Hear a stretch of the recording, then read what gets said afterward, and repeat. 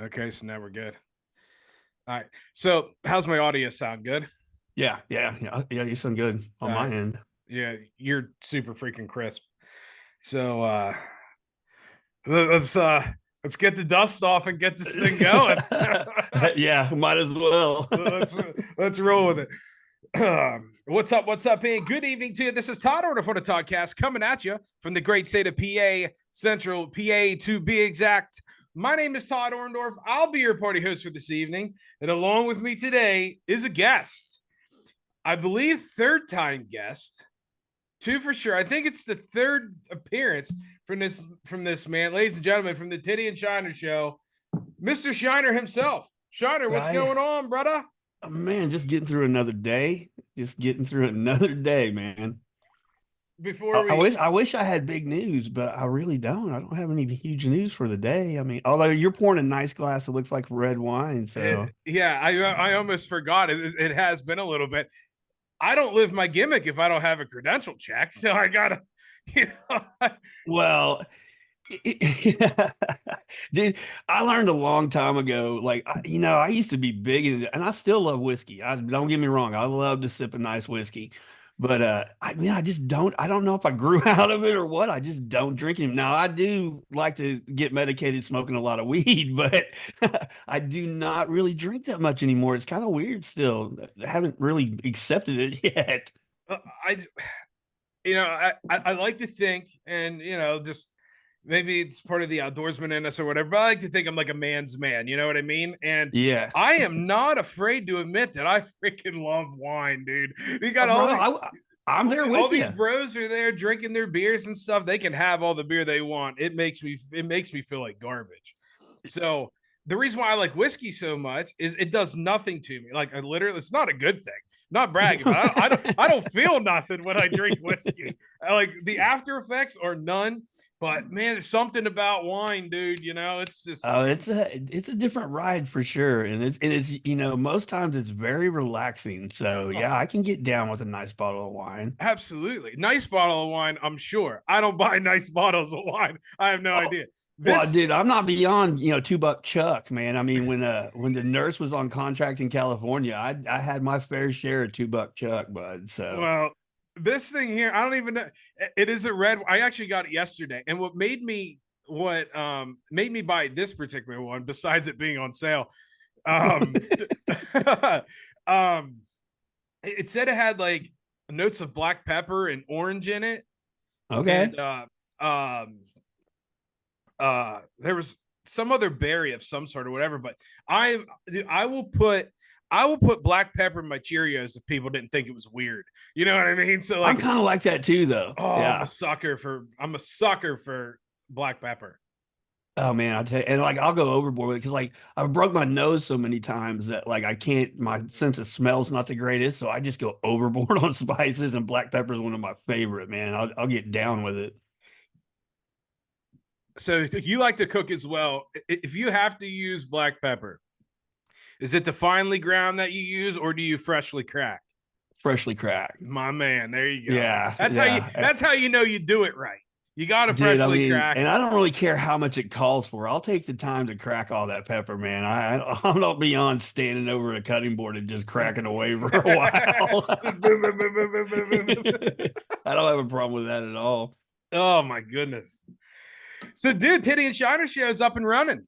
Yeah, we it's it was just something that I think it's like it reached a level and it did a long time ago. It becomes very cathartic for you, and it's like you sit down and you get to talk, with people or get some things out of your head and just like, to hear things audibly hear things is a lot different than just thinking them in your mind. So Yes. like when you speak them, it has a totally different vibe and a totally different effect on your brain. So yeah, it was just something that we both missed. And like, you know, over the time, it grew to be more and more political about things and just the state of the country, bro. We're like, bro, we got too much to say, and people are emailing us like, well, hey, why don't you guys just do like one every now and then? We just want to hear your take on this stuff, and it's just like we are living in such a cartoonish world. It's just insane to me. I mean, I can't fathom it. It is absolutely positively nuts. But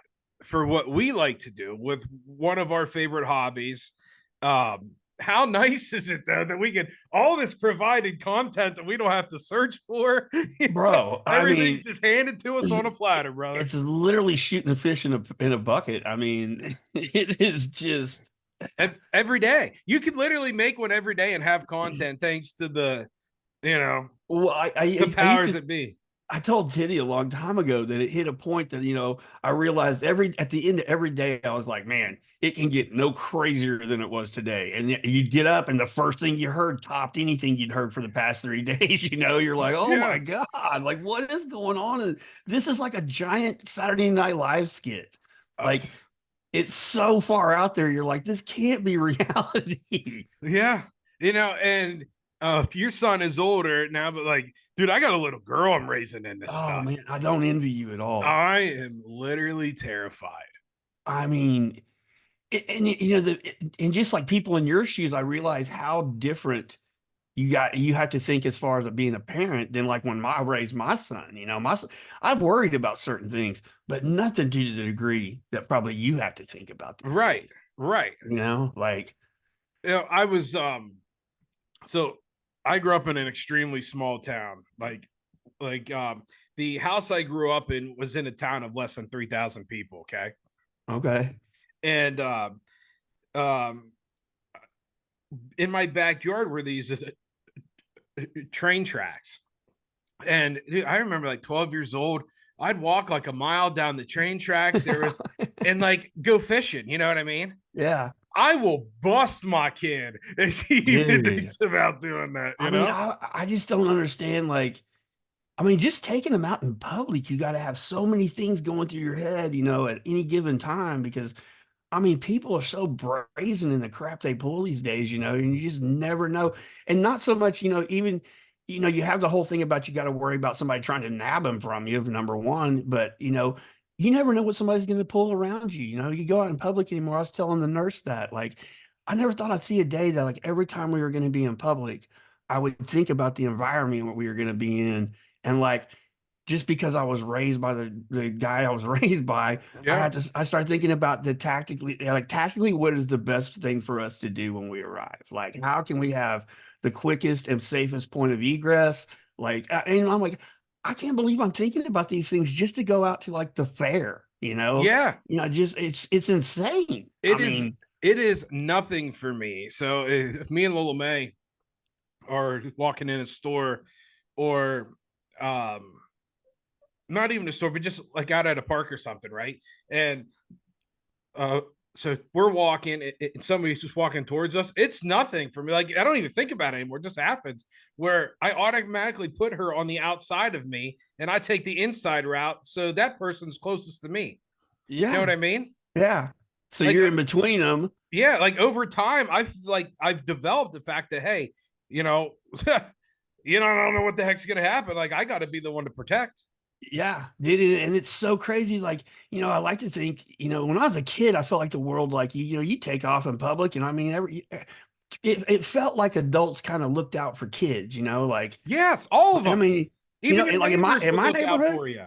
like in my neighborhood, it was to the point like my parents, all our neighbors knew if they caught me and my brother doing something we weren't supposed, they had full rights to just whoop us. Like I mean, that's just how it was. But Yeah. everybody was kind of looking out for each other's kids. Nowadays, it's just like you can't trust anybody. Like it's so different. I just can't. It's hard for me to believe it's all happened in my lifetime. Like Yeah. it's just crazy how it changed. Like I don't understand it, but. I don't envy you. I know that, bro. Like to Hey, have a little girl like that. Oh Lord. And I, she's a little heartbreaker anyway. So I say it all the time when I see you post pictures like, man, I do not envy Orndorf on this deal. Not at all. I'm so screwed. I say it all the time still about Johnny Sparkles. I'm like, man, I am so glad I am not raising a daughter, man. Like there's just no way. Right. So, uh, a cool little story about her. So, uh, every Friday at 3:15, I get her off the bus, Mhm. and we drive back to my house. She walks in the door. This is literally every single weekend for like a year and a half. Every single Friday, we'll walk in the door. I'll walk across the living room, turn the light on, and I'll turn around and just be waiting and ready. And she goes, "Hey, big man, you want to wrestle?" And so then she comes over and she starts like shadow boxing and stuff. You know what I That's mean? cool, man. But then on Facebook, you guys just see this like cute little girl, you know, Yeah, right. and she's over here dropping bows on dad. Hey man, teach her that stuff. Like you teach her to be mean. Like that's just how you got to be. Listen, I can't be beating up little Timmy on the playground, bro. I'll go to the clink, and I'm not a clinker, you know. So, yeah. I don't know. It doesn't sound like anybody goes to the clink anymore. Jeez, I mean, How about it, right? that's crazy to me. So those are train tracks that I used to walk. Funny story for you.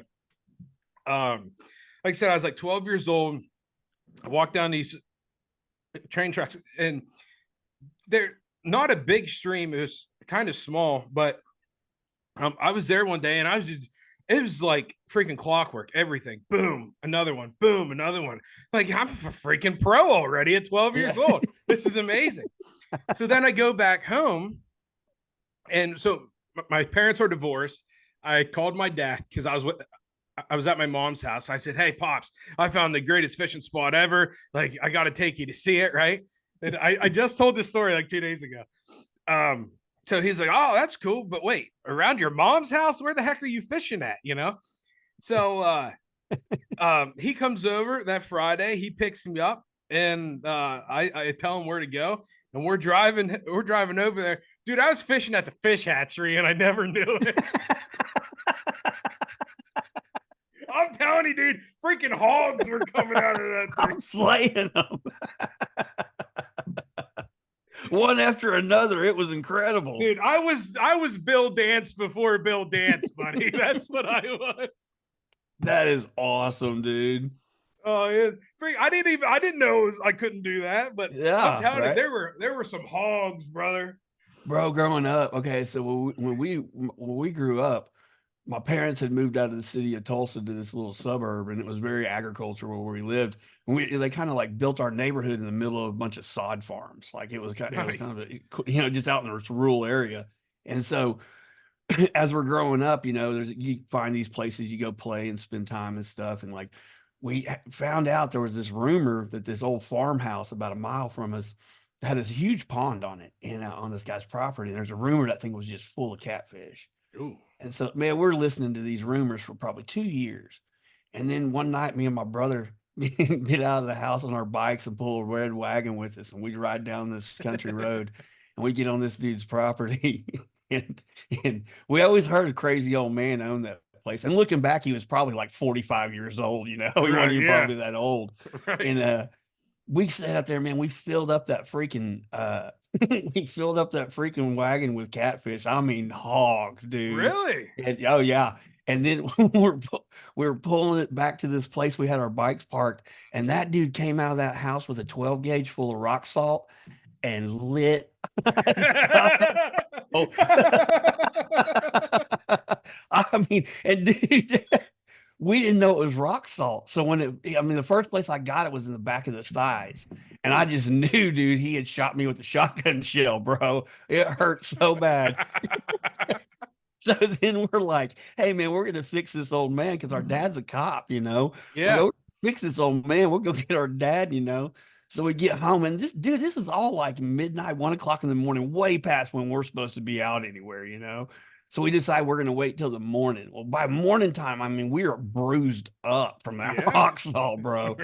And so my dad gets out of bed and we tell him, and he's like, what, man, I can remember thinking like he is so concerned because he's mad this dude hurt us. No, he was concerned that dude was mad. He was concerned that he was going to, he was embarrassed because his kids had, trespassed on this property. Right. He's a cop. Not only did we get shot with rock salt, he jerks us off the ground and just whoops the shit out of us for doing it in the first place. Dude, it was the worst fishing story ever. It sucked, bro. At least you got to fill your wagon. Yeah, man. I was thinking, it's funny you said that you told that story because I told this story not too long ago too, and I can't remember if we got to keep the fish or not. Like, I mean, I can't remember it at all. I'm sure they were dead by then, so probably, right? Oh yeah, I would think. I mean, it was like not like somebody would just throw them in the trash. I wouldn't think so. I No. mean, yeah, I tell you what though, I never went back on that old man's property. I I'm I'm mean, I'm, I'm surprised you should. no man, I knew when I'd been defeated. I don't I actually know I think two people that have been shot before, but I guess I know a third. I know Yeah, man, I was like, I think I was like 8 years old. Like, man, it just that's a bad thing though. Like when you start teaching your kids how to do stuff in the outdoors, to entertain themselves. I mean, the way my brother and I were, we'd start using that knowledge or trying to gain the knowledge, for evil, like doing stupid stuff like that. Did mentally okay, so you were 8 years old. So, but did you have in the back of your mind everything will be okay because my dad's a cop? I don't know if I ever had that conscious thought. Because as I got older, as when I became a teenager and started driving and stuff, when, me and my buddies running around, Friday, Saturday night doing stupid stuff, every once in a while we got contact with law enforcement. And not only was my dad a cop here, but his father was a cop too before him in the same city. So like my name had been down there forever. So, as soon as I get IDs and driver's license from people, they look at me and like, "Are you Sergeant's son?" And you're like, "Yeah." And so all my buddies thought it was cool because they'd cut us loose, But the deal was they'd call my dad, and he knew before I walked in the door what we'd been doing. So I had to go home and pay the piper. So Exactly. I don't ever think I really looked at it as like really helping me that much. I mean, there were definitely probably times I should have went to jail that kept me from going to jail, but I mean, I never really relied on it. I can remember there were certain things growing up. I can remember having a lot of pride in the fact that he was a cop. At certain time we had like a career day one time, and he brought his patrol car down. And like he let me sit in the front seat. I think I was in the third grade. He let me sit in the front seat and show everybody where the switches for the lights and sirens were. And so, I can remember thinking I was like some big shit. Yeah. I remember having like a lot of pride in him that day. But I mean, he became a cop from like when I was, just a couple months old. So this is all I ever knew, Right. So It, it, yeah. it's funny that you mentioned law enforcement and catfish. So there's actually a story with that on this end here. So my grandfather, he was a lieutenant for years and years and years for local police department here. I think it was the year I was born, which is 86. I think he told me that it was mid 80s, maybe 86. There was a missing person at this enormous lake, okay? Huge lake. It's called Racetown Mm-hmm. Lake. And uh I the state police and his department were working this case together, and my grandfather's dive team went down in the water, right? Mm-hmm. And it was minutes later, boom, all the guys come back up, and he's like, "What are you doing?" You're like, you ain't finding anybody on the surface. Get down in Yeah, there. yeah. Apparently, in this lake, and dude, it is huge. It is so freaking deep. It's massive. Um, one of the divers down there said he saw multiple catfish bigger than he was. Yeah, I've heard stories like that. Yeah, so the guys just came right back up. They sent divers down to inspect the dam on Table Rock Lake in Missouri, and same thing. They came back up and they refused to dive. There was like there's catfish larger than men that'll hold you on the bottom if no, Yeah, we're not doing it. So yeah, I was like, what? Like they're like, yeah, yeah, oh yeah. And they were like, oh, that's super common in real deep water to find these huge cat. I was like, dude, I would be terrified if I saw a yeah, catfish dude. that big. I know, right? Like you're not the top of the food chain anymore. have, You you, know? have you ever been hunted? Yeah, I'm like, you're in their environment. They're Yeah, much larger than you. Like, I don't that's where I draw the line. I don't like to get myself in positions where I'm the prey, that's what like That's what Simo says. That's what Johnny Sparkle says every time. I'm like, hey, like, you maybe like you want to maybe like try to go bear hunting with me or something. Nope, nope, nope, nope. wait, back up, back up, back up, Yeah. back up. I had no idea you had a desire to go bear hunting. So I have this. Dude, I have like an affinity for bears. It's I've never harvested a bear. Okay. I saw 8 bears last year. Not all in the woods, but I like physically saw 8 bears last year, right? In the woods, driving around, whatever. We have lots of bears here. I would love to harvest one, but I like watching them. Like, They're fascinating animals for sure. They are. And I don't know. I've always been like a little bit conflicted about them. Like I'm not afraid of bears. Like for some stupid reason, this is so dumb. And I think I've even verbalized this on the show before that like I have like this thing where like I want to have an encounter with a bear where it scratches me, but like I don't die, but like I got marks, you know. Like I just want to like say that I survived, but like I like bears. But I don't like. So you want a friendly bear to just kind of rough you up a bit. I mean, if Smokey's okay with like one swipe, I'm good. Bro, this is gonna go Revenant real fast. Fires. This is going Revenant real quick. I mean, I've never seen it. You've never watched that movie? No, but I need to. I haven't even seen the clip that people talk about. It is intense. The whole movie is intense. I mean, it is just, and it was shot phenomenally. Like it is incredible. And I don't know if you'll feel the same about bears after you watch this movie. Like, well, I don't want to ruin my night, you know. Like I've had this image for a long time of a right hook right to the horn and then a wham. Here's what spoiled it for me though, because after I watched it, I was like, "Where's my phone? I got to Google this dude." And the story, they really kind of changed the story as it actually was. Right. But it's still incredibly entertaining. I mean, and so see, here's the deal. For I don't know how many years I have talked about wanting to go bear hunting. And Sparkles is always the one to talk me out of it because he said, I got a rule, man. Yes, he does. I don't hunt anything that can eat me. And every time he says it, it just takes all the desire to hunt a bear out of me. Like, I'm like, oh, he's got a point. Like, yeah, but you know what? Here's God, I look at life so weird, dude. And this isn't Todd Orndorf on a Toddcast like a gimmick. This is legit me, and it's freaking stupid. But let's just say you get eaten by that bear, okay? You know what? They're gonna make a movie about you.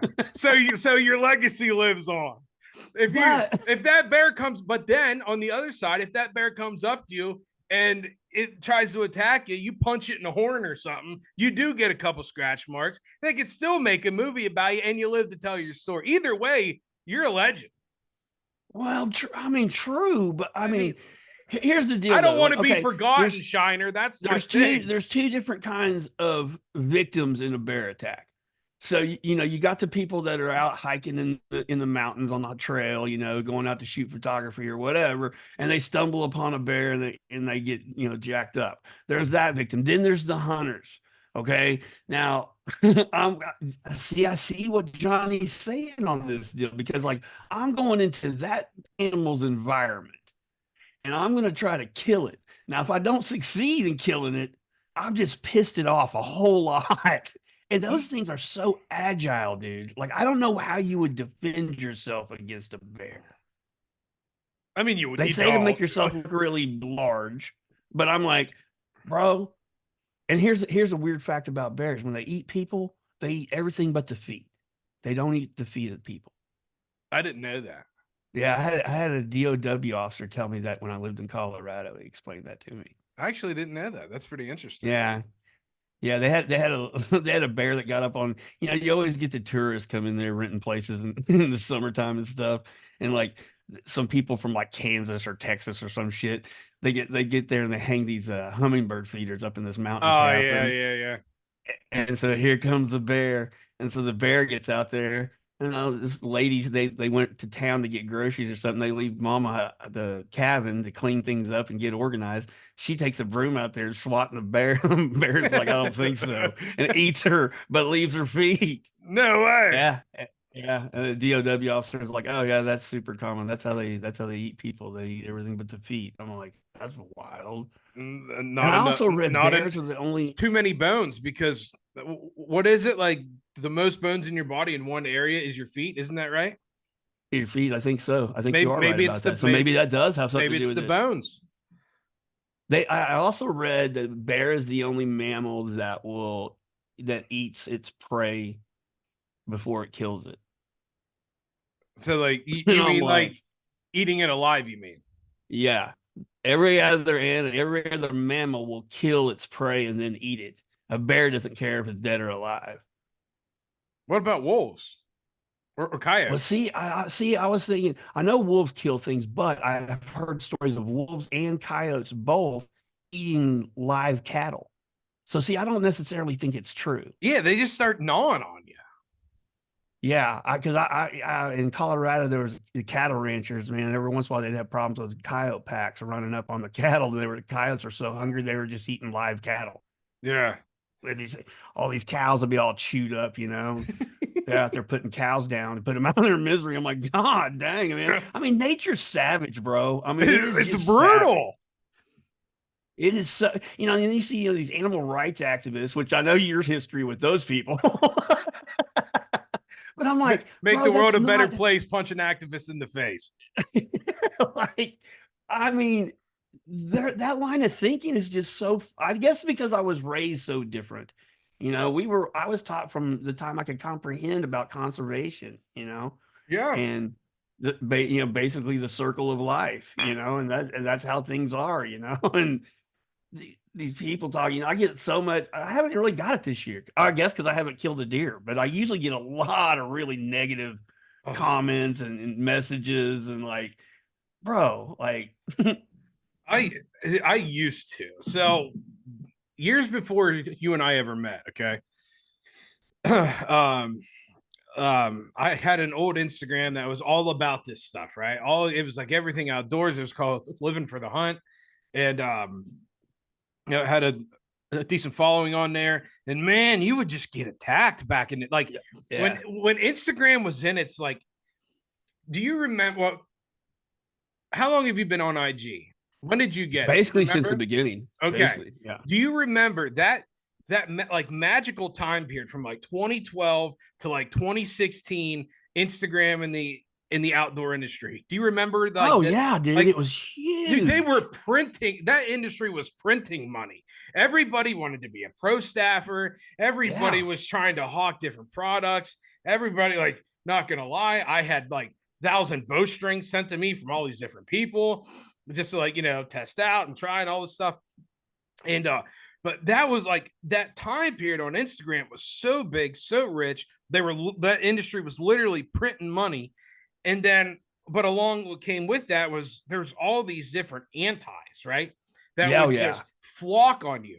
But there was this one page, I don't know how the guy or the girl, from the humor, I'm starting to believe it was a guy, but there was this guy who locked down the name on Instagram, Anti Hunter.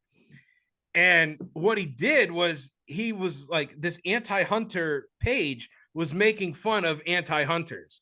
Okay. He would have like he would post a picture of this person like holding a moose, right? And he would say, I can't believe it. Somebody killed this. It's a freaking moose. Clear as day, it's a moose, right? I can't I can't believe that somebody would kill this South African rare mongoose gargoyle or something. Like he would just like make up all these crazy names for all these different like common animals. It's such a sad day in history. Like he was just he, he was for Dude, the hunter, well, just making fun of the anti. dude, that Pretty, anti group was so radical on Instagram back in the day. Like, and that's why when I get it now, I'm like, come on, you really missed the boat on this one. Like, we've been through this. Like, I'm like, well, I didn't do it this year. Not that I remember, but usually before October 1st, like a week or two before October 1st, I'll put a post out there and go, hey, look, from the 1st of October till 15th of January, I could be posting pictures of stuff I've shot and killed. So if that offends you, just quit following me for that time period, because I'm not going to quit doing what I'm doing. And you still get them hang on, they want to talk, but I'm like, have your opinion. That's fine. Your yeah. opinion didn't affect what I do. Yeah, Like, you can have your opinion. You're allowed to have your opinion. You're allowed to have emotions. It's just how you manage it. And if you can't that's manage it, just shut up. Yeah, You know, dude. I mean, that's it's just not, it, it's dude. elementary, right? I had some dude like I guess two years ago, maybe 3 years ago. I killed a good buck out on this deer lease that we had, and I had some pictures up of it. And this dude said he messaged me and said, I wish we lived in a world where the deer could have a crossbow too, and you could go face to face with it." And I was like, well, I'm surgical with this bitch. Like I don't bring it. Like what kind of like to sit around and think about stuff like that to message people? I'm just like, what in the world? Like, I don't get it, man. I don't get it. I really don't either. You know, it's I can't mind-boggling. imagine living a life and not having hunting in my life, outdoors. I can't imagine not having that in my life. Yeah, Like, but you know what's interesting about those people though? I'll bet you their shoes are made out of leather. I'll bet you their homes are made out of wood. You know, yeah, like the yeah, belt, like that crappy belt that's starting to like rip away because they won't replace it. It's probably freaking made out of some cheap leather too. You know, all these different things, all like the wood furniture in their homes. Where does it come from? It's taking their home away. Like yeah. they're not affecting these when they cut their grass. You don't, it might not be alive, but it's got some sort of intelligence because it grows and goes upward. It knows what the sun does. Do they apologize to the grass before they cut it? They just cut the head off. Well, I still see them. They really go after the trophy hunters, the ones that go over, to Africa and stuff and shoot exotic animals. And they go after those people so hardcore. And they're talking about how senseless it is. And I'm like, have you ever, have they ever taken the time to find out what happened? I mean, because to get permits to do it is extremely expensive. And, Yes. what they do with that money. And then like they can only bring the cape home. Like the meat and everything else on that animal is left to local villages and they use every bit of it. Yeah. And I'm like, so you're against all that happening, like all that it betters the life of people living there in every way, I will say so I I will don't say get that. this. I personally have no desire to go and do that stuff. Yeah, I don't either. I have no desire to, but absolutely right. Those people need people to come in and hunt. That's a lot of money for those, Yeah. for the villages. That's a lot of food for those people. And they might not honestly have a lot of what we have to be able to go and harvest one of those things. I'm sure that they do, but probably not, like maybe not as advanced depending on where you're at and such to. I don't even know how to, I don't even know how to describe it. But I mean, I don't have a desire to do so, but those people benefit so much from the people who go and do that. That's like it or not, the hunting industry has went over there, and now I mean it is a deal now where those villages they depend on that resource coming to them. So I mean, for them to say that these animals are dying needlessly, and that's not true. None of that's true. Like I'm sorry you believe that, but that's just not the way the real world is operating. Nobody's letting it lay. You know what I mean? Yeah, like I mean, I it don't know. doesn't make any sense. And like, thankfully I live someplace that, probably the majority of people, if they don't hunt, they don't have a problem with it by any means. So we don't have to really put up with a lot of that, Yeah. but The you state of still run into Pennsylvania, it sometimes. the state of Pennsylvania is known for its outdoors. Like Yeah. we have such a rich, from the most famous trout stream in America is 3 minutes from my house. We have this like such a wonderful wilderness here. It's so rich with every freaking animal known to man. It's Pennsylvania was built like our grandfathers and great grandfathers and before them like this. Yeah. I there's not too many antis around. There's a couple. Hmm. I've run into a couple, but for the most part, it's just a way of life. We used to have off the first and second day of rifle season in school. Yeah, I've heard places that did that. I was We did we that. we never did that, but some of the smaller towns around the area may have. We didn't in the city for sure, but I mean, it wasn't uncommon. I mean, like as when we were growing up in elementary school and stuff, like my dad had sent us to school before season started. And say, hey, be sure to get all your assignments because we'd take him to deer camp.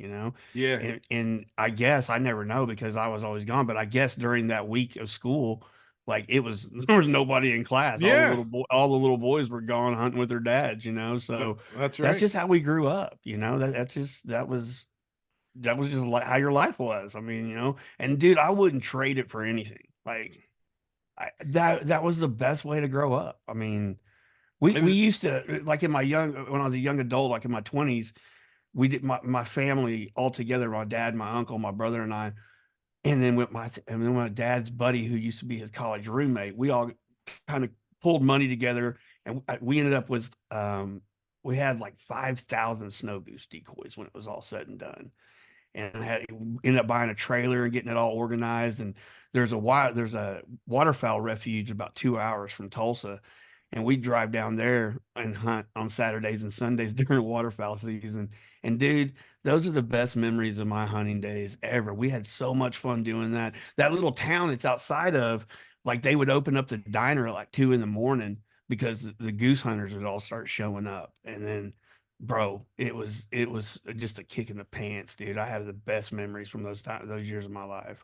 two questions. Mm-hmm. Two questions out of that. One, where did you keep all the decoys? That's a boatload, bro. What there was 5,000 of them total, and I think as far as shell decoys, we probably had like 500. The rest of them were rag decoys that were on dowels, so we could just roll them up like a kite, you know. Right, yeah. So and then yeah, we had them all bundled up, and yeah, we ended up having to combine money and get a trailer to store it all in. And see, that was the name of the game hunting snow geese is the numbers. You know, if the more decoys you have is going to fool them. You know, you can go Canada hunting and throw out 2 dozen decoys and kill Canadas all day long. You can't do that with snow geese. Yeah. So there was all these different groups of snow goose hunters down there. And over the years, as we were hunting down there, we ran into some guys leaving the refuge one night. We were bullshitting with them, and they go, "Hey, you know what? We'll be real honest with you. Like, we come down here and see your trucks and that trailer, and we just turn around and go home. There ain't no sense in hunting down here. Nobody can compete with that. Like, we had a bigger spread of decoys than some of the outfitters around there did. Like, Wow. dude, and we would just, I mean, slay the snow geese. I mean, it was just so much fun. I've never done that, but always wanted to. Question number two. You mentioned a diner. Mm-hmm. I'm kind of curious on what the name of that place was. I wish I could tell you. I wish I could remember. Okay, as long as it wasn't a yellow Waffle House. As long as it wasn't a Waffle House. Tiddy and I are, man, we're on a mission to get you in a Waffle House. Then you got to go at the right time in the right frame of mind. Dude, I've been there early in the morning. I've been there on a Christmas day in Nashville, Tennessee. That's the first one I ever went to was Christmas Day, Nashville, Tennessee. Me and my dad flew down in 2000. There was nothing else open. They gave us this food in the little gimmick container with like no plasticware, no nothing. We're like chewing on stuff with our phalanges. Like it was such a bad experience. I think like we almost died. I don't know. It's not good, man. And then a year and a half ago, I take Lola down to Nashville, Tennessee. And I mean, not Nashville. Took her over to Knoxville to go visit the Reload guys, Joel and Stacy. Shout out to them. And like I dads do what their dads did to them. So I was like, I had a conversation with her before we went in. She was like 5, you know, she's not understanding anything daddy's saying to her. You're trying to explain socioeconomic classes to her, and like, yes, that's awesome. Now listen, we're gonna have a little chit chat about your gut health real quick, okay? Remember when we were talking about probiotics? Like, yeah. She liked it though. I did. I'm telling you right now, man. I'm not beyond that being my first choice to go eat breakfast some morning. Like, I understand. I love it. It's staple of the South. I get it. It's like Whataburger, you know. I do like Whataburger. Whataburger is the shit. Like, we got when Johnny came out, we got him into the Whataburger thing too. So yeah, man, that's and like when we were in California last year, like we ate In-N-Out a handful of times, and I gotta tell you, man, In-N-Out's a good burger. I mean, there ain't no taking away from that. But I've never had it. Burger. Never had In-N-Out. I've never had an In-N-Out. I heard about it a lot. Yeah, they're pretty good. I mean, there's nothing wrong with them for sure. Like, there's a big debate around here right now because we just got a Raising Cane's. Okay, we got those. Yeah, Raising Cane's or Chick-fil-A. What are you picking? I'm going Raising Cane's. Yeah, I'm. It grew on me. Yeah. And believe me, dude, I'm like a chicken finger connoisseur. Like, I Oh, mean, straight up, bro. what's the sauce? At where? 4 chicken fingers. Oh, I'm telling you, dude, If the you got to raisin dunk cane, it, the raisin cane sauce is my go-to on that one. I've never had it. It's dynamite. It is good, dude. All right.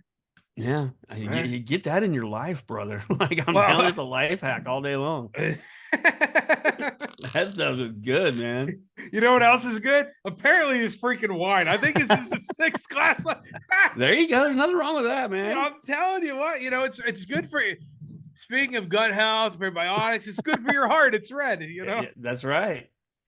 Spin the wheel, make a deal. That's all I'm saying. So tell me, is your hunting season over? No, we are in late archery right now. And so late archery starts the day after Christmas. And I normally, like, dude, I eat, sleep, and breathe archery season. There is watching an arrow freaking fly is poetry in motion to me. It is one of the sexiest things in the world. Is to just pull back one of those son of a guns and boom and hit this over and over and over again. Yeah. And honestly, just because of life that was happening, I am maybe in the regular archery season 4.5 hours. Wow, man. And it literally killed me. It literally killed me not being out there. I can relate to that because last season, I didn't hunt one day. And man, it ate me alive, bro. Like it just life just wasn't gonna allow it. I mean, it just got too crazy with too many things. And like, Yeah, I didn't have time to prepare for this season. And I'm like, it was a brand new piece of property. And I was like, I'm not just gonna go out and just kind of try to wing it, Like I don't like to I like to, I feel like if I'm gonna do this, I feel like I need to put as much effort as I can into this to ethically take an animal out of the woods, Like I just don't. I feel like if an animal is going to sacrifice itself for me, the least I can do is do everything I can to make sure I recover that animal. absolutely, yeah. And that's how I was brought up, and that's just how I'll always be. And unfortunately, this season I've had 2 that I've hit, and one reason or another I didn't get to recover, and man, it just eats away at me. Like I hate that, but that happened to me 2 years ago in archery season. Same thing that happened to you. I had a deflected arrow. I had about 25 minutes left of shooting light. And all of a sudden, like you get discouraged, sometimes you just like, I was in a blind too, just like you were, right? And I was in a blind, getting discouraged, not seeing freaking squat.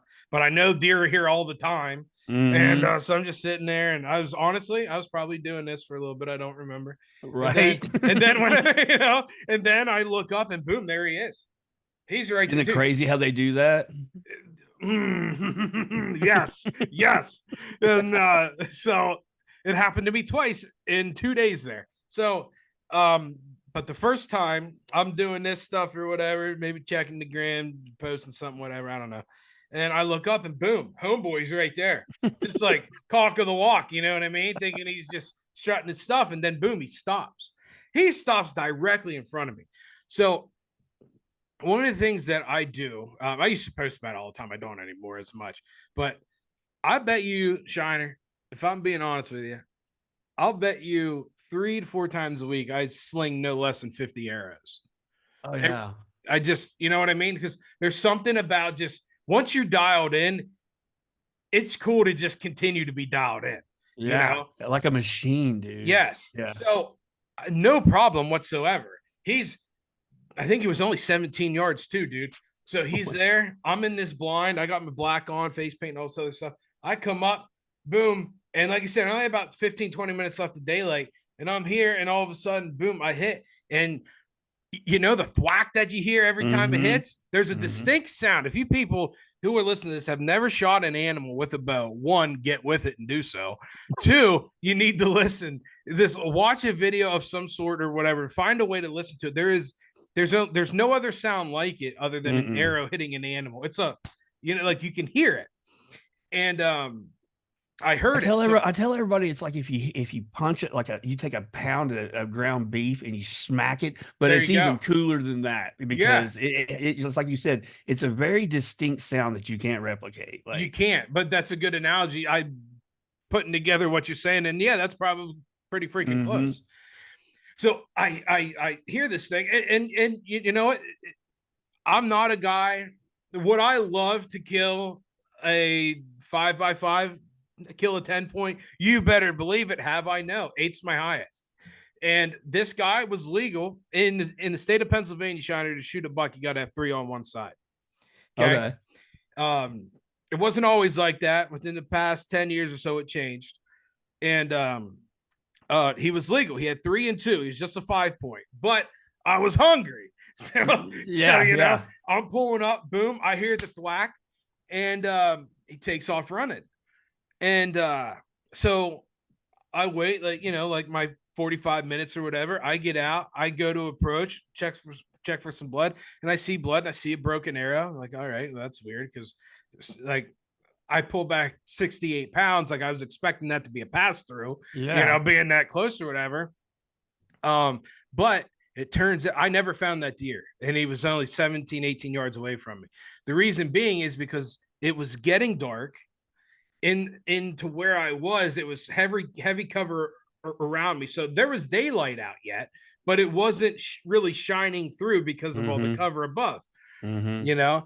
And when I walked up, and whenever I walked up, found a little bit of blood, found the broken arrow, wondering what the heck's going on. I turned back, I go back to my blind, and I'm taking a look right down the path that I was shooting.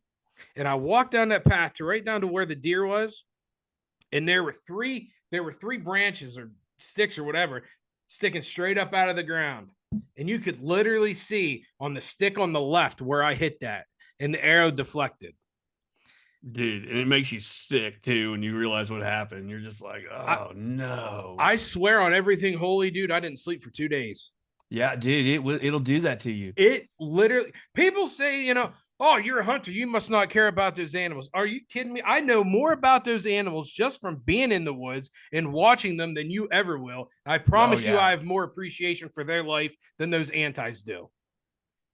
See, that's just it, bro. Because early in the season, like I didn't start hunting when the season opened because I was like, well, you know, I hadn't been seeing a lot of sign really. So I started watching Facebook and started watching the Oklahoma bow hunting group. And so then I started seeing people see, you know, some activity in the woods. I'm like, okay, I want to get with it now. So I started putting corn down. And then, dude, it is just a straight hard drizzle one afternoon. And I go down there and throw corn down, and I took my camera with me, and I was like, you know what? You know, it's raining like this. They're not going to be moving around. I'll be making all this noise throwing this corn, but I'm going to sit down here and just see what I see, you know?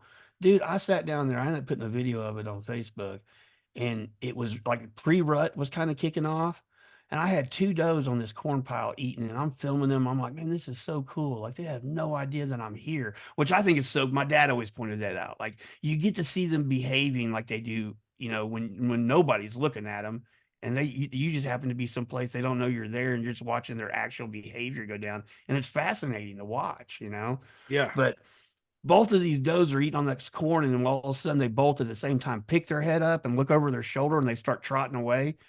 And right after that, dude, right off this game trail come these 2 huge bucks. And I'm like, oh my God. And I'm sitting there, I'm like, I don't have a bow. I just got a camera. Like, I'm like, I cannot believe this is happening right now. And so then I was like, okay, that's when I made the horrible mistake. I was like, you know what? This is the first year I've hunted. My dad passed away last April. So this is the first hunting season that's happened since he passed. I was like, you know what I'm going to do this year? I'm going to shoot a bruiser buck in memory of my dad, you know? So that's been my goal the whole year. Well, it just has not played out like that. Yeah. And now it's to the point that I've got basically 2.5 days left of hunting, and I don't have any meat in the freezer, you know? And it's, you know, somebody was talking, and I was like, you know, the deal was I wanted that to be the story. Like, I wanted the story to be that I knocked this big buck down in memory of my dad. But maybe that's not the story that's going to be told, you know, because my dad always told me from the time I was a little kid, you always hunt for meat. You never hunt for horns. That's you know? right. And I'm like, that was just pounded in me, until I became an adult, and I'm like, maybe this is, maybe he's up there somewhere pulling some strings and this is going to be a hard lesson I learned this year. Like, He's making you wait till the 11th hour for those dude, I'm catfish. like, I was sitting down there today in the blind. And I was like, hey, Pop, if this is you, man, I get the message. Like, let's get the show on the road, man. It's I starting. haven't had a It's starting to get season. cold out here, man. Oh, Come dude, I on. haven't had a season that I got skunked in a long, long time. And like, so now, like, the remaining 2 days, because where I am, I don't hunt when I'm out here by myself because of my asthma. So, Right. the nurse is away on a work hitch right now, so she'll be home, and by the time she gets home, it'll be 2.5 days. And dude, the 2 days I got to hunt, the high is 14 and 17, and I'm like, bro, But like, but they'll be moving. see, dude, that's what I'm saying. Like right before that front comes in, they will be up moving. And I keep trying to tell myself I'm still going to catch a buck slipping. I mean, I'm to the point now, if it's brown, it's down. Like if one walks out there, and I gave one a pass the other day just because it was small and I was like, I just don't like killing real young ones. I Right. was like, and now I'm like, I probably shouldn't have done that. I probably should have shot her, but Well, let me ask you this: is it public or private? private. Private land. Hmm. Yeah, I have. I have access to private land. Okay, my my family has private land. I really don't hunt it. Which people probably think that's stupid, you know.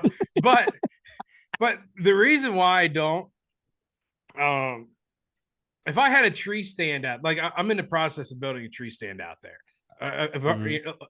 a permanent stand Right. up in the Yeah. trees. I already got a couple pieces of wood on trees, so I can say it was 4 months ago, but I can say I started it. All right, I haven't touched it since.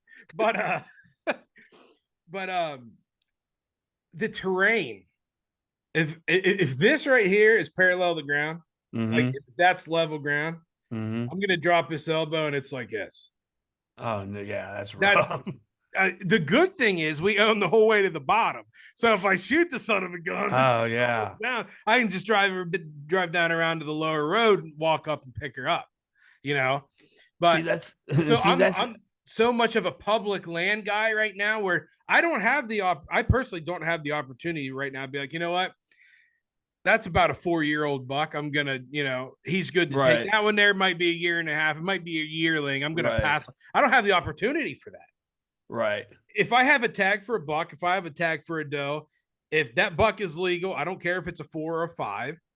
As long as there's 3 on one You're gonna side, fill that tag. I'm eating dinner tonight. Yeah. If it's a doe and if it has spots, I'm not going to shoot it. If the spots are gone, I'm eating dinner tonight. Like that's as a public land guy, that's what you have to Well, do. what's weird is that's how I've always been too, like you're describing. Like I've always been like that, and for some reason, I do not know why, I got real picky and choosy this year. And some of it may be because, like, previous years we've had a lease out in western Oklahoma, and we'd go out there and hunt out there, and we were the only ones on the lease. So my family kind of had run of the place, and it was a magical place, man. We had a lot of really big deer out there. We saw a lot of really cool stuff go down, and enjoyed it. But so, when my dad passed, I made up my mind I wasn't going to keep going out there, and which was cool because him and I made some great memories out there. Like there was the last hunt him and I went on out there together by ourselves. Actually, it was the last time we hunted out there together at all. uh, I was sitting in a blind I had, and he had a ladder stand on the other end of the property he liked. So he walked down there, and his brother was actually still in town and was texting us, trying to keep up with the hunt through text messages. And dude, I mean, I literally had 7 minutes of legal shooting time, and it's the same deal. I was on my phone screwing around, and I look up, and this doe's standing in front of me at 20 yards, and I was like, "Oh God!" So I picked my bow up and shoot her, and dude, she runs like 10 yards and just drops dead. I'm like, that's cool. So my uncle, he just said he had happened to send me a text while it was all going down. So I texted him, I said, I got one in the dirt. And he texted me right away and said, so does your dad. And I was like, what? Oh, that's And so cool.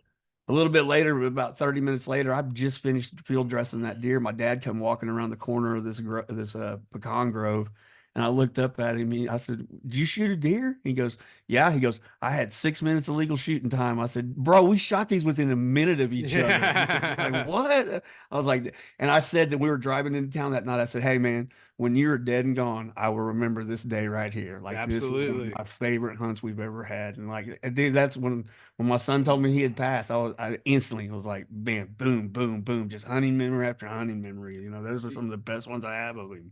I'm telling you. So, so my real dad, he was like the athletics guy in my life, right? Mm-hmm.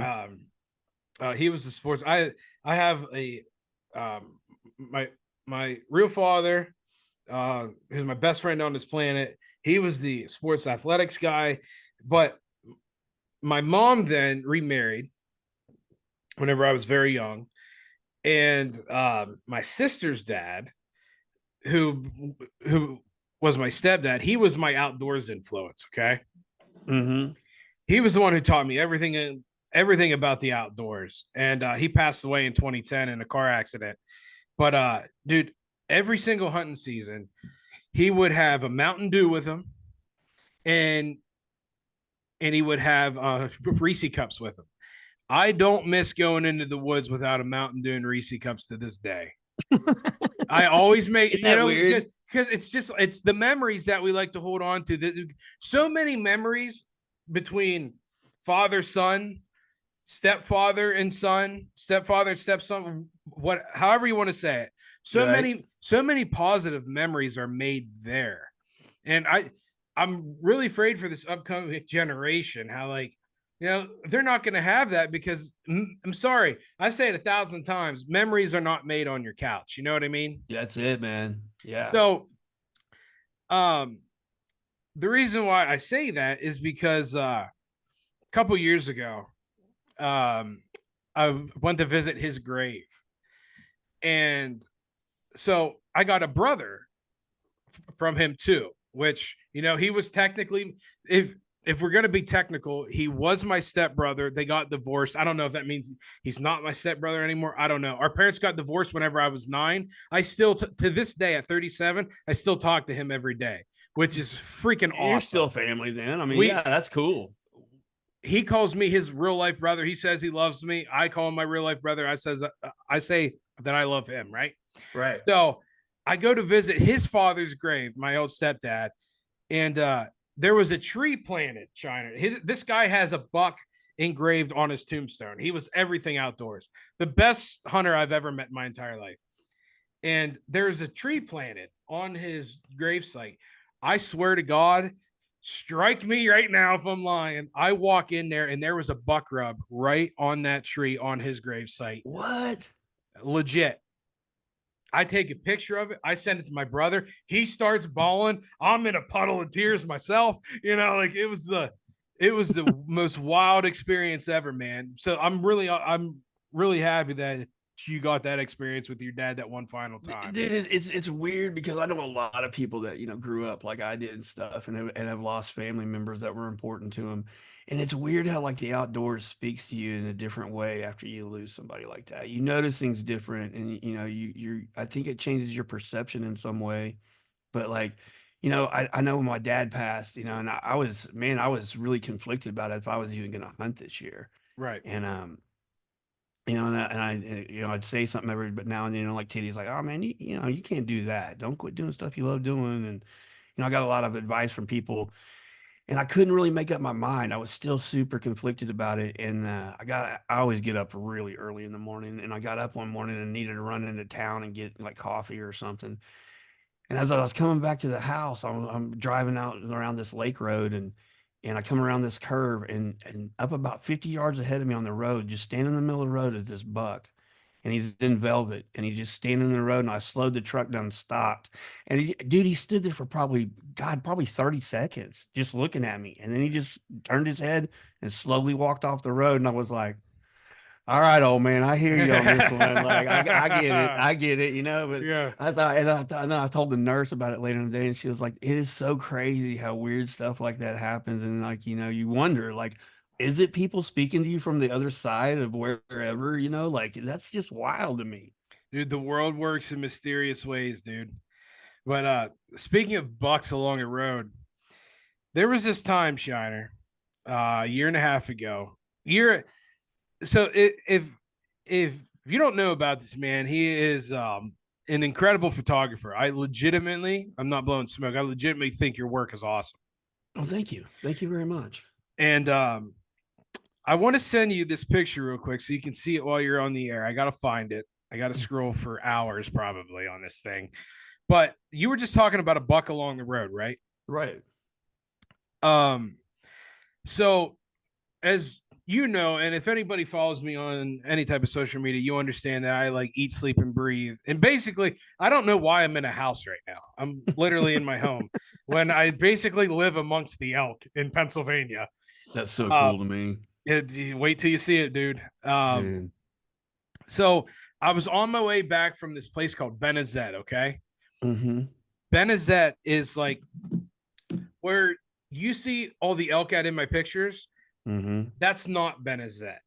Okay. The elk population is so broad now in PA. They have no choice but to scatter, right? I think the elk season in Pennsylvania is only 3 days long by lottery only, so not anybody can go and shoot one. So there's an abundance of Wow. them, right? Right. So they're starting to really venture out, and there's this place that I go to, which will remain nameless for selfish reasons.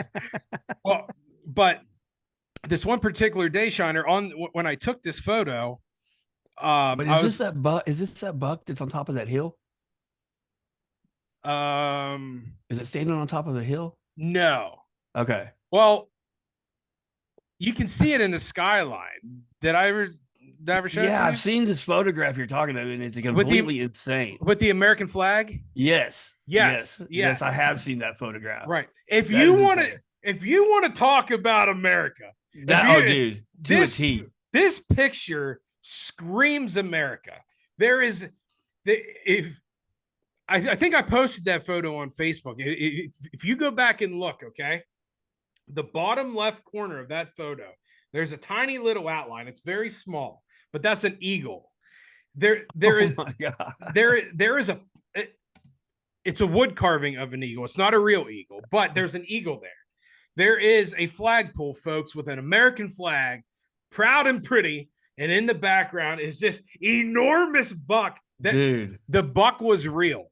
That was a real buck, not a decoy, not a statue or that nothing. is an insane photograph. I come around the corner, Shiner, and on a very sharp turn. When you get up here this year, I'll take you the same way so you can see the location, see that there's no buck there, and it's a very, very sharp turn. It's kind of dangerous, to be honest with you, but I may have been going a little quick to get home, and I see this silhouette up on this thing, and dude, I make the turn, I slam on them brakes, brother. I pull off right in dead center of the middle of the road on this backcountry road, and I get out and I'm chugging. I'm literally like winded when I get back up there, and he doesn't move. He's just standing there straight on, and you can see all the antlers. You got the flag, you got an eagle right there. It's one of my favorite moments in my life. It is. Yeah, when you catch stuff like that, dude, like it's and I've had the opportunity to take some really good photographs from the blind this year, but yeah, dude, there's stuff that you see that you never capture in a photograph that is just. I had no idea that does were so mean to those freaking fawns when they're running them off before rut. I mean, I have seen straight MMA matches go down in front of me, man. I mean, yeah, oh yeah, it's insane. Yeah, and then all my entire life, I did not realize that after rut, they link back up with those fawns. I had no idea that happened. And dude, during the rut, I saw two little fawns come into the to the corn pile by themselves, just terrified. I mean, dude, every little sound, they were so skittish. I mean, they were definitely old enough to shoot, but I was like, dude, I can't even bring myself to shoot these things right now. They're so scared, Of course, I was still holding out for a buck, But what do you mean? You're a hunter. You're a killer. What are you talking about? Yeah, I've been told I'm a latent serial killer. I'm like, we're supposed to be bad people. Like, God, come on. Oh, dude, I have passed on so many deer this year. It's incredible. I mean, and now I'm kicking myself, but I mean, that's just, I don't know. This is the first year I've ever got like legitimate buck fever and was concentrating on just trying to get a wall hanger, and like, Right. and like I said, maybe my dad has a hand in this and it's like, no, That's not that's how I not how taught. you That's do not how this. I taught you. That's not Yeah. how we do this. So, I can remember like when we were snow goose hunting, we had my dad's house, my house, my brothers and my uncles, we had completely filled up any freezers that we had in our garages full of snow goose breasts. And we were still hunting and we started taking them to my grandfather's house, my dad's house, and putting them in this chest freezer he had in his garage. And he went out there one day to get a brisket to smoke and saw the goose meat we had piled up in there and went completely ape shit on us. He was so mad that you don't ever take more than you can eat, a family can eat out of the field and blah, blah, blah. And he started making phone calls and made me and my brother load a bunch of it up and take it down and donate it to the homeless kitchen. Like, I mean, he was not having it, dude. So yeah, I mean, that's the one thing everybody acts like, these hunters are just these dudes out there raping and pillaging the land, and it's not that way at all. I mean, and look at organizations like Ducks Unlimited and Quail Unlimited. Those organizations are mainly hunters, that are members Yeah. of it. And the quail Pheasants population forever. here, Yeah. All that yeah, stuff. the quail population here was almost non-existent, and Quail Unlimited came in and bought up a bunch of land and got the state to give them land, and now we got a huge quail population here. And I'm like, hunters did that. Hunters were the one that saved those birds. Do. We spend a lot of money. Like there's a lot of contributions from a lot of different avenues that go to the fish and game agencies. Like the money doesn't go to the halfway house for girls who won't go all the way. Like they go exactly. like they go to these freaking That's just it's put back into good use, brother. And I honestly, bro, in talking about, living off the land and, using resources that you have and stuff, man, the world's in a place that you're going to need to know how to do this stuff, like, I mean, it's better to prepare and not need it than vice versa, Yeah. so, and that's the one thing that's when I met the nurse when we first met, and she started realizing, kind of how I live my life and, what hobbies I have and this and that. She told me how, like, for years she had wanted to learn how to hunt, and all these guys that she dated that hunted, no, that's me, me and the boys do that, blah, blah, blah. And I was like, if you honestly want to know and you want to learn, then yeah, we'll get you suited up and and we'll teach you. Yeah. And so, dude, she jumped on board, and dude, that's been one of the biggest privileges I've had in my outdoor career, is being able to pass that knowledge on to her and teach her and watch her be able to do things that she probably, she's like, I never thought I'd be able to do any of this. Like, that's cool to be able to teach somebody and give them that sense of accomplishment, Yeah. like, there's not a lot of areas in life you can do that with other people. Exactly. And you know what? To be honest with you, I'm trying. So my daughter's mom has no problem with hunting, right? Right. But I actively talk to my daughter and Cage about this, like about why hunting is okay, why it's like, yes, I'm taking a life. Absolutely. I'm not going to lie to you. I'm Yeah. killing this animal. But you know what? Like that food that you really freaking loved yesterday was that deer. How thankful are you that you get to eat something that good? So, like I'm trying to do that with Lola May right now. Right. Like make like normalizing seeing a dead animal, if that makes sense, because like, Right. She's although she wants to beat me up every Friday at about 4 o'clock in my living room, like there is a little sensitive side to this little thing. Yeah. So, a funny story. Last year, I go out for small game, which, by the way, dude, I don't know if you've ever done this. Whenever you're in your blind, quick question: do you see a boatload of squirrels? Oh yeah. Okay. Yeah. So I'm starting to think that so I killed a doe this year in rifle season. A mile drag, by the way, that sucked. But I'm starting to think like I want to try to like pursue other animals with my bow. Mm-hmm. So I don't know if you've ever saw the small game broadheads. Yeah. Oh yeah. Those blunt tips, right? Uh-huh. I've always wanted them, And I picked up a pack tonight, and small game's in right now. So Oh yeah, after late season archery is open, I'm going out and I'm gonna be peppering some of these squirrels and rabbits with small game broadhead tips. bro, But that would be a good time. I know, right? So I shoot this one squirrel last year, and this is the way I introduce like dead to them. Like, so I get them. I picked them up at school, Cajun Lola both, and I have this dead squirrel. I only got one that day on my front porch, and I have my orange vest covering the squirrel. Mm-hmm. So we get to my house before we walk in my front door, so I can get beat up. I say, hey, you got a surprise for you guys underneath the orange vest, right? My son's real dad doesn't hunt, and that's okay. Okay. He Yeah. didn't grow up Yeah. with it. It's all right. He doesn't have a problem with it. He's never done it. So Cage wasn't really introduced to it until me, right? And he, you know, it's okay. He's sensitive towards animals. He really likes them and stuff. So does Lola, but she's got my blood, so she's okay. She's kind of bloodthirsty too at times. So they pick up my vest. I say, I got a surprise under here for you. He freaks out. He sees this dead squirrel laying. My trauma. Yes, Shiner, dude, I'm telling you right now, I wish you were here. I wish Simon was here. I wish Big Tiddy was here when this happened. I got a picture of it. My daughter at 4.5, maybe 5 years old, is holding this squirrel, right? She got the cutest little smile on her face. She's holding the squirrel in my front yard. I live in this really nice development. And she's running around my front yard, swinging it by the tail. She's going to, I'm like, oh my God, we're that family. Like she took to that rather well. she was best. She's like, oh, it's okay, little buddy. And then she's swinging the thing like this, running around my yard.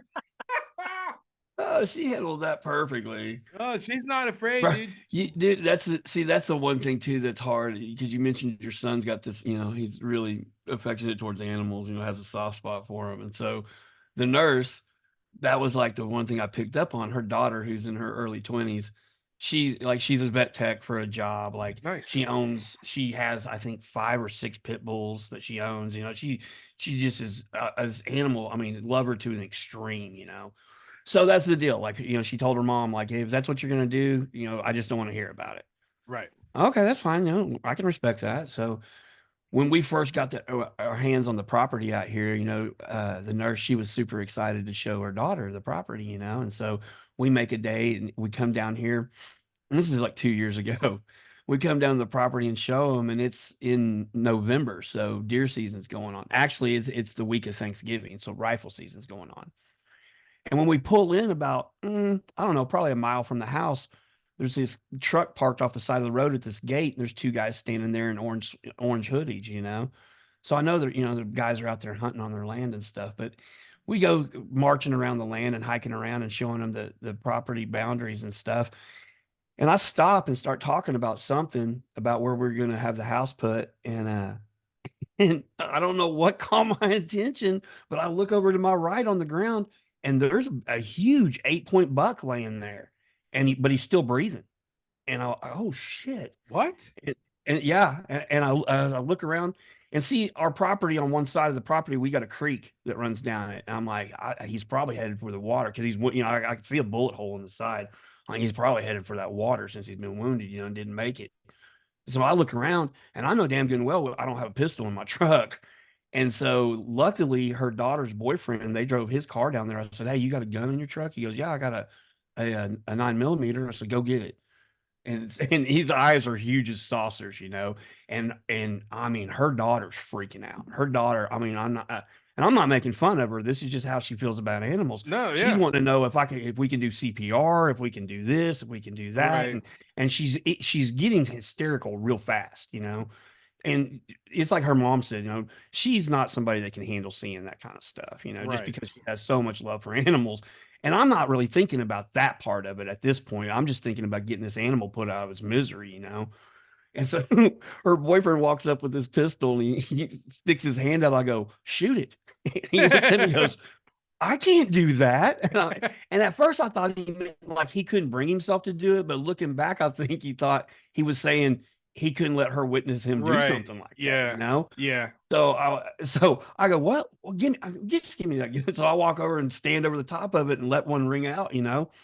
And dude, I mean, it devastated her daughter. Like I felt like I knew I didn't do anything wrong, You but I helped it felt is what you did. yeah, and I felt so bad it upset her like that, you know. I mean, that's like I told her mom, I was like, God, she probably thinks I'm like a serial killer. And she's like, she'll be all right. She'll be all right. You know, and it took Yeah. her a while, you know, and then she finally told her mom, you know, after she had some time to process it, she realized, you know, as ugly as that all was, that's what needed to happen Yeah. because you know, you can't just let them lay there. And she kept saying to her mom, why do you have to shoot it in the head? Why do you have to shoot it in the head? You know, she's like, baby, that animal was just laying there in misery. I mean, just Yeah. excruciating misery. And his death was just lingering. Like, I mean, that you don't want him to be like that. No. You know, but You don't want them that's to what I don't suffer. get is like, how can you love something so much that it blinds you as to, you know, like I said, nature is savage. You know, Yeah. unfortunately, nature is very savage. It is. You know, it's funny that you say, you know,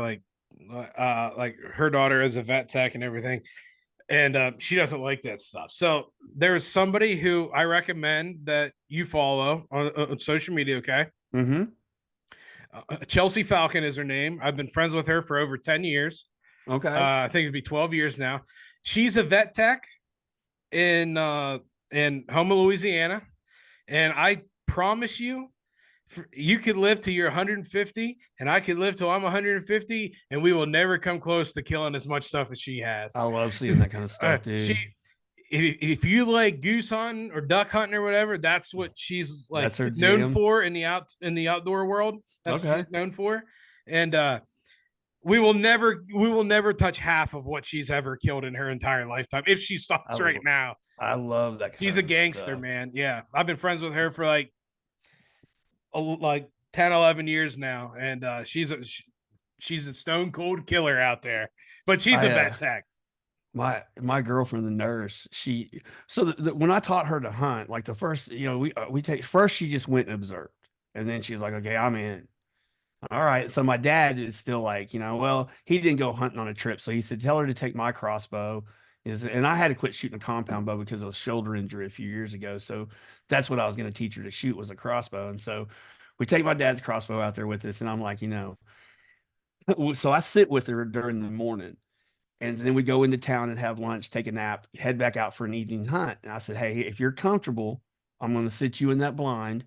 And then I'm going to go down the end of this wheat field and I'm going to get this other one we have.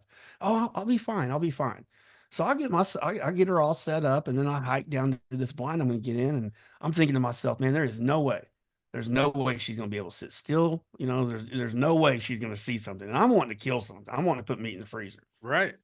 So I'm sitting down there and I mean, we probably got about 45 minutes of light left or at least shooting time. And we're sitting there and I start realizing I hear her talking and it's getting loud or it's getting louder. She's coming to me, you know, and I can tell she's pissed and she's stomping.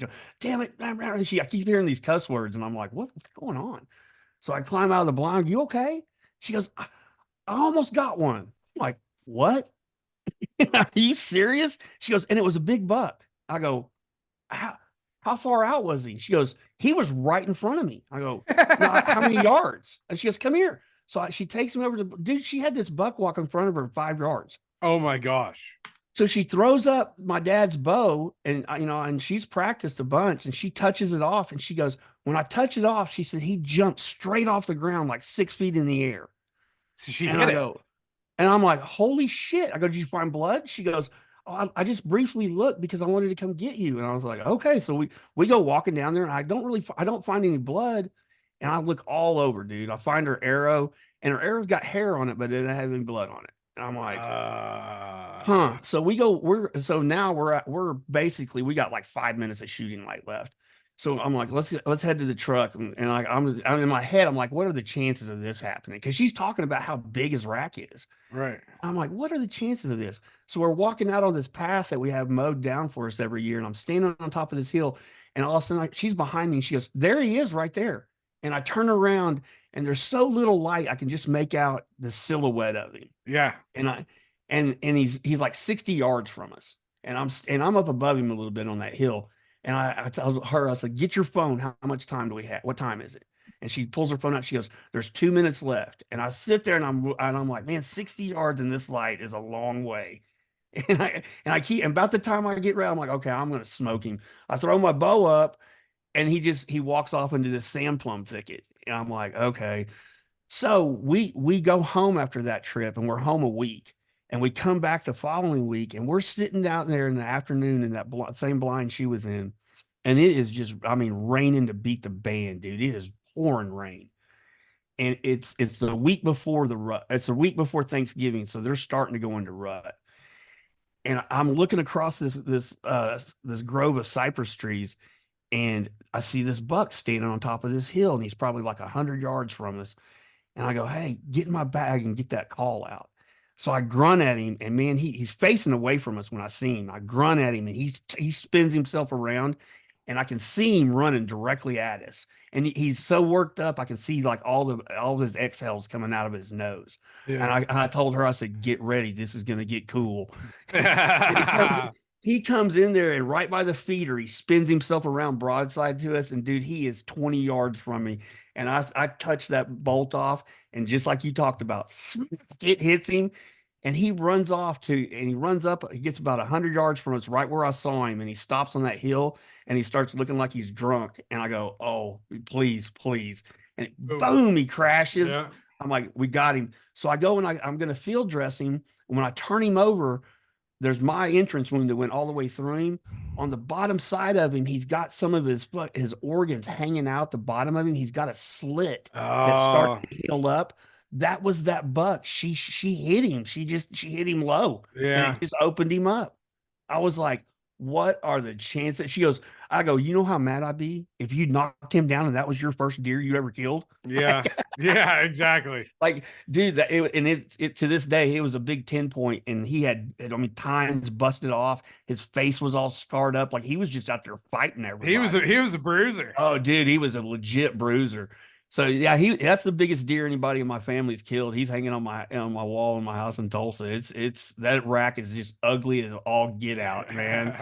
I was like, my dad's like, you're gonna keep that? I go, dude, that rack is just story after story. I was just gonna say, dude. it tells a story. Mm-hmm. There's a picture.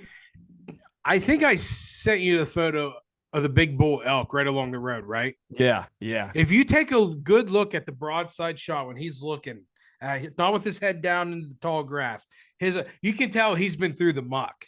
Oh yeah, yeah, yeah. Take a look at that photo. Just look, he's got some battle wounds, brother. They get scary looking when they've been in bad fights, man. Yeah, like, there's some, hey man, I'm good. Yeah, dude. Like, bro, have you ever been to Jackson Hole, Wyoming? I had no, but I gotta go to Wyoming. Okay, dude, Jackson Hole, Wyoming, every year during the rut, elk will come down into town, and you know how, they're just crazy during the rut, Yeah. And dude, there's all these Asian tourists there, and they always try to feed them. Dude, you will see the craziest shows, dude. There was this one dude, he's got like, I think it was like a burger from a joint there. And he's like, we're on the edge of town. And I'm sitting on this bench, and my brother starts nudging me. He goes, hey, there's something you don't see every day.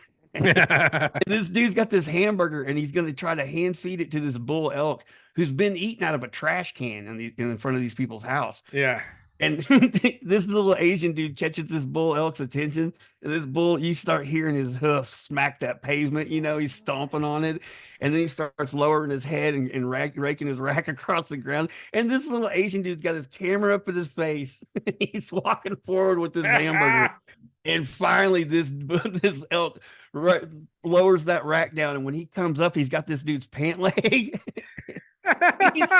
He sends that dude ass over tea kettle about 30 feet in the air.